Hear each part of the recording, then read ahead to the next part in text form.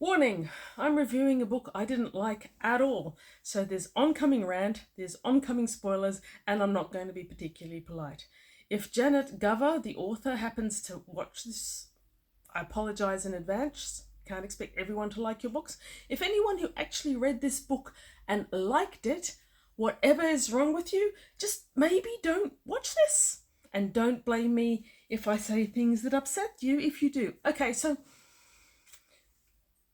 I picked this off the library, metaphorically speaking. It was an audiobook, and I didn't know much more about it than what I got to read about it. So, a woman encounters a first-class mystery and a second chance at love on an Antarctic cruise ship.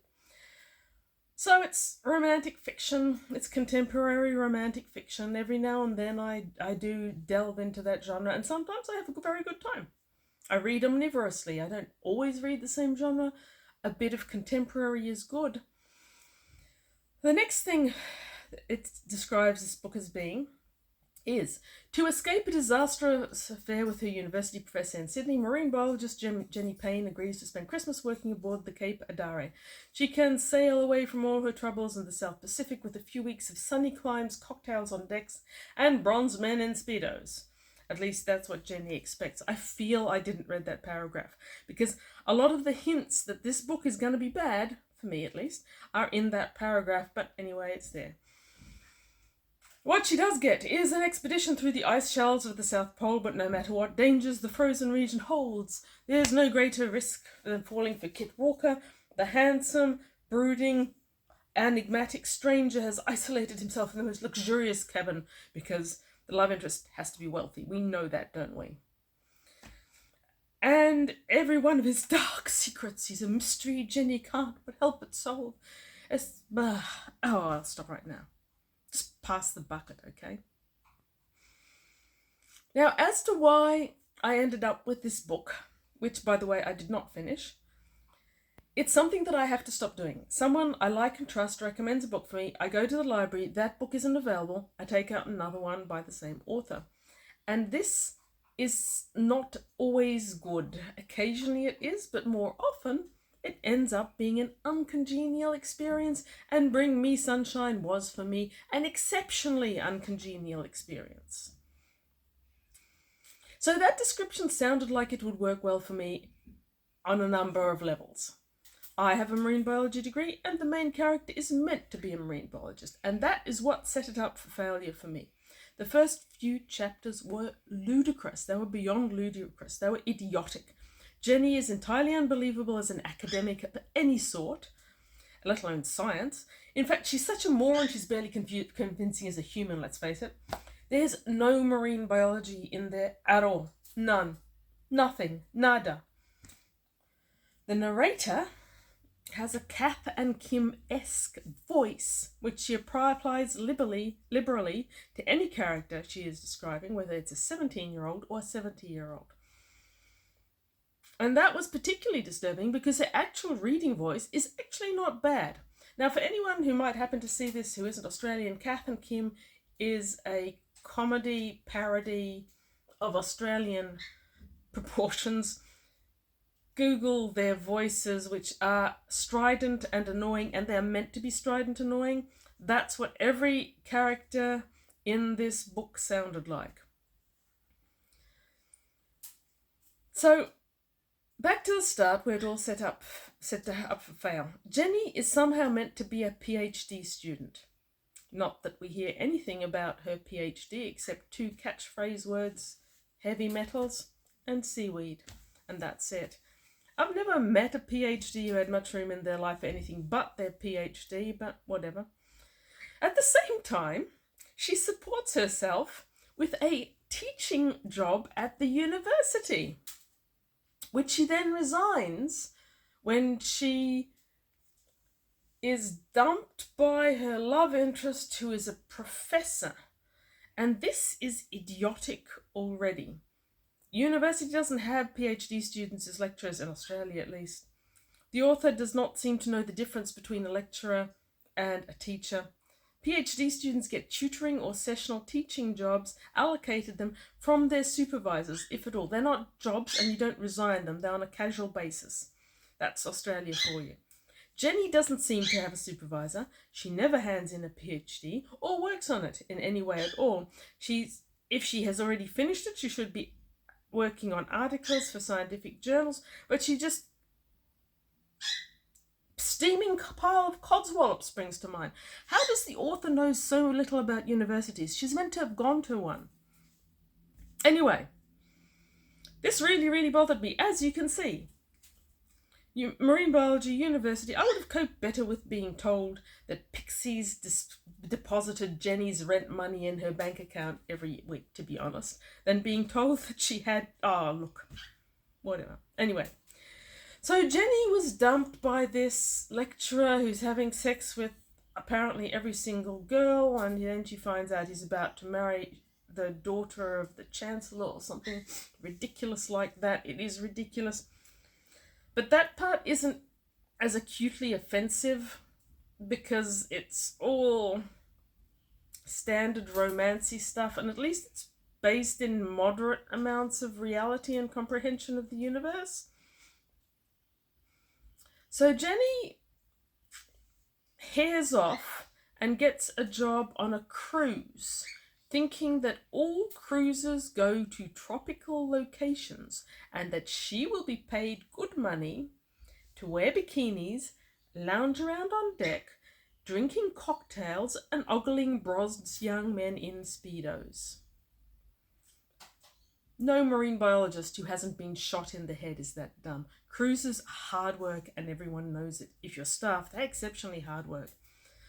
Working in or around water is hard, and it's cold, and it leads to hypothermia, not wearing bikinis. And every marine biologist knows that. Even in the tropics, it will be cold and it will be hypothermic, and it's not sipping cocktails on deck.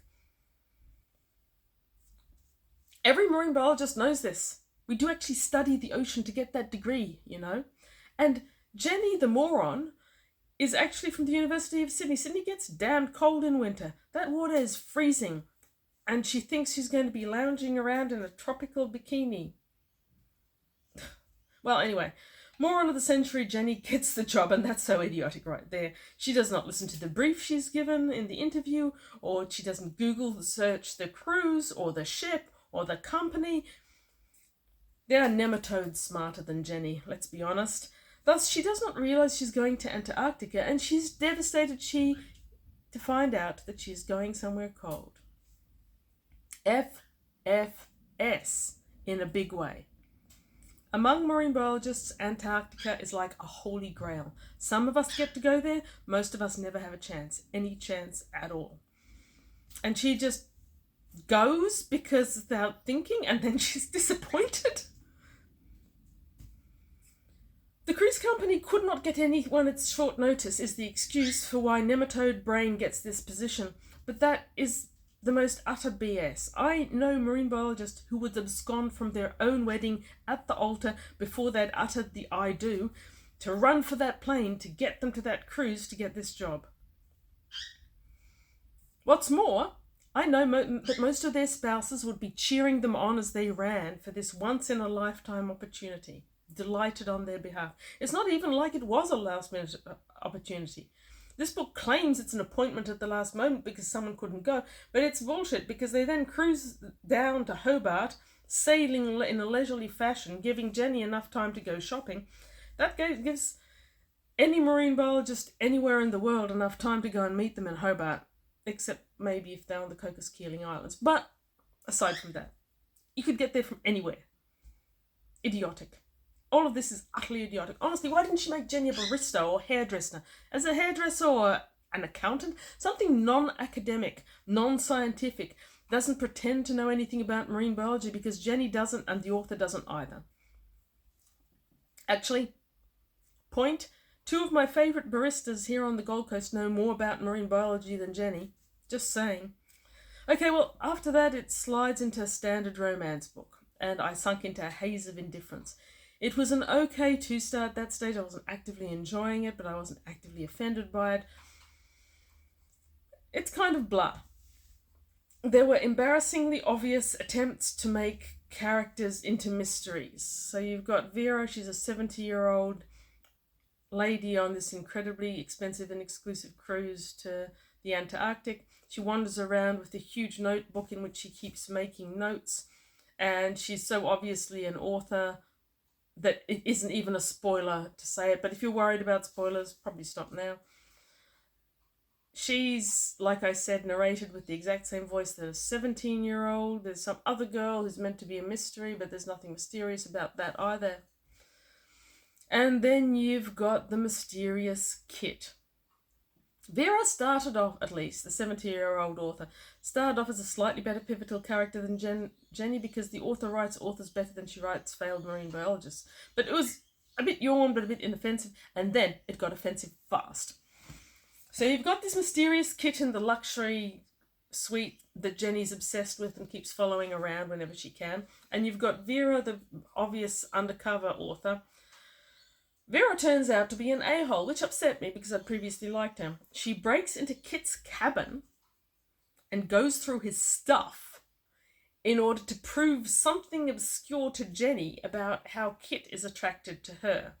And I was so insulted and infuriated by the normalization of such a disgusting invasion of privacy that I nearly burst in indignation. Kit is a tragic mourning artist. Jenny is his muse. Oh la, as if. And then it gets better. Jenny, who's been practically panting and rubbing herself up against Kit's trouser leg whenever he appears, drooling over him the whole time. Her broken heart over the professor, by the way, only lasted 2 seconds after seeing Kit. So suddenly, learning that he's attracted to her, she decides that she is not ready for this. Oh my, I couldn't even. She's been stalking him, doing everything she can to catch his attention, but now, through Vera having broken into his cabin, she finds out that he's interested in her because, I can't even remember, I think he was painting a picture of her or something. She doesn't want it. Okay, so all of this was just too moronic, and it was even exceeding previous idiocies. This was about, I don't know, 2/3 or 1/3 of the way through, and that's when it became a do not finish. I was unconvinced in Jenny as a character. I was unconvinced in Jenny as a human. Even if the last chapter explains that she has been lobotomized and is missing half her brain and got into uni on a special needs ticket, she is still too stupid to be real. I hope Vera drowns in ice-cold water slowly, but I'm confident that she won't, so I can't be bothered reading on to find out what happens to her. A book, I imagine. I also don't care what happens to the pregnant chick who is nearly as stupid as Jenny, though I can't see that as even being a mystery. It's set up too obviously. She's trying to find the boyfriend that got her pregnant in Antarctica, whose surname I don't think she even knows. There's some maroon sailor dude on board who's drooling after the pregnant chick. He's obviously there to be the consolation prize when her boyfriend isn't interested. And I don't care what happens to Kit, the mopey emo artist, either.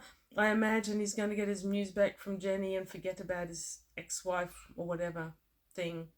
It's all a huge blah of a book.